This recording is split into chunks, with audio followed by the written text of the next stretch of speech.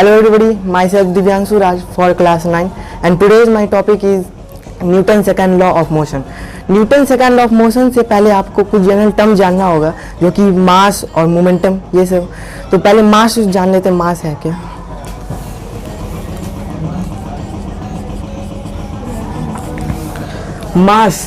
मास क्या है? Mass is the measure of actual content present in a body.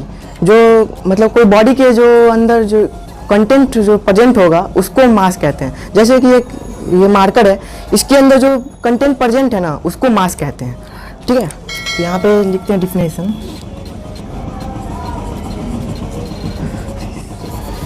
अब इसको हम लोग कैपिटल एम से भी डिनोट करते हैं। ठीक है,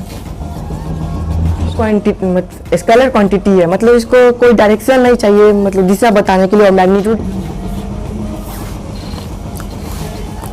अब इसका ऐसा यूनिट केजी होता है, किलोग्राम।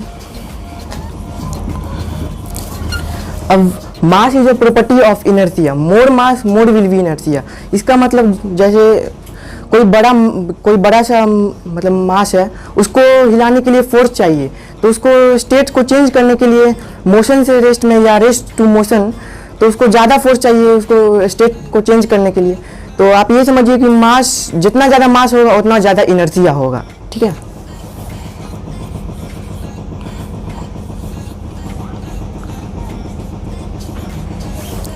अब ये था कुछ मास का डेफिनेशन या टर्म। अब वो जानते हैं मोमेंटम क्या होता है।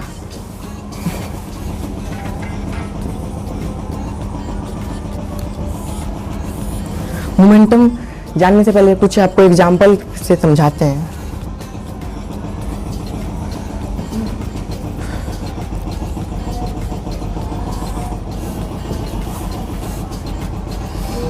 जैसा कि आपको केस 1 में दिख रहा है कि दो गाड़ी है, उसका मास भी सेम है और वेलोसिटी उसका चेंज है।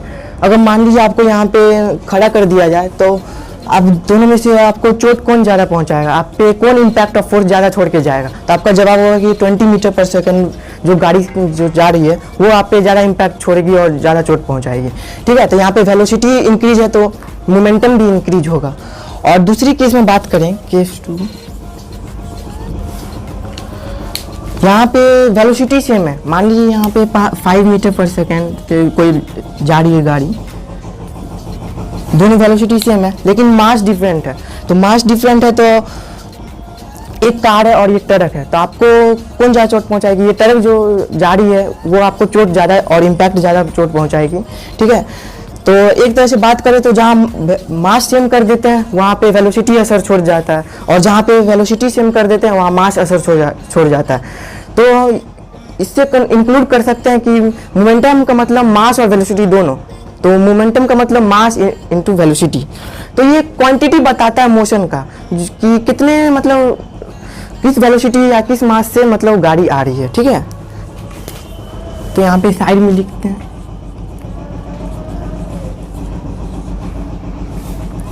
अब इसका ऐसा यूनिट मतलब केजी मीटर पर सेकंड होता है।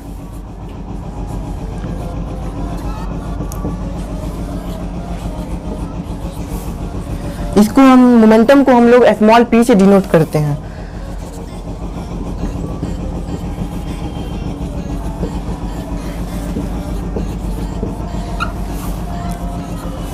ठीक है, अब इसको हम लोग it is A product of mass and velocity, ये मास और वेलोसिटी का प्रोडक्ट होता है। और इसका फॉर्मूला होता है एम पी मतलब momentum into m into v, मतलब स्मॉल p मतलब मोमेंटम, मास और इंटू वी। ठीक है, अब मोमेंटम समझने के बाद अब हम पढ़ेंगे Newton second law of motion. अब हम लोग Newton second law of motion समझते हैं। It is state that rate of change in momentum directly proportional to external unbalance force to applied in a body. इसका मतलब ये हुआ कि जो चेंज इन मोमेंटम में चेंज चाहता है, डेफिनेशन पहले लिख देते हैं। ये मतलब it is a state that rate of change in momentum directly proportional to external force and apply on a body. मतलब ये कहना चाहते हैं मतलब कि मोमेंटम में चेंज लाने के लिए, जैसे आप वेलोसिटी को चेंज करो या मास को चेंज करो तो मोमेंटम में चेंज लाएगी। मतलब मोमेंटम को बोल रहा है चेंज करने के लिए, तो आप मास को बढ़ाओ या मास को घटाओ, या वेलोसिटी को बढ़ाओ या वेलोसिटी को घटाओ, या आप दोनों को बढ़ाओ या दोनों को घटाओ, तो मोमेंटम में चेंज आएगी। ठीक है, तो आप पूछ रहा है किस रेट से, मतलब कितनी स्पीड, कितनी जल्दी से चेंज लाना चाहता है। ठीक है, अगर आपको मोमेंटम में चेंज लाना है तो फोर्स ज़्यादा लगाना होगा, ठीक है। तो आपको रिलेशन बताते हैं फोर्स और मोमेंटम के बीच।